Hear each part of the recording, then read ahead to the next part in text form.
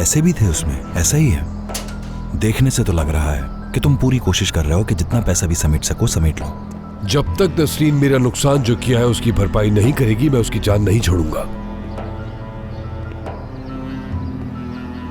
मैं आपसे आखिरी बार कह रहा हूं, मुझे जो नुकसान हुआ उसकी भरपाई के बगैर मैं यहां से नहीं जाऊंगा।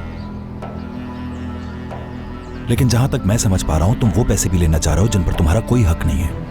अगर ऐसा है तो फिर तुम्हें पुलिस ही डील करेगी अपने तरीके से। आतिफ, करने दे उन्हें करीम साहब। अगर आपको लगता है कि आप मुझे बच्चों की तरह डरा धमका सकते हैं तो आपको गलत लगता है।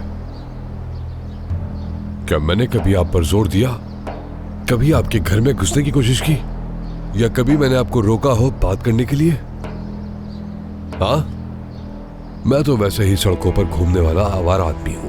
पुलिस मेरा क्या ही बिगाड़ लेगी। देखते हैं आप और पुलिस क्या करते हैं। मैं तुम्हें एक पैसा भी नहीं दूंगा आतिफ।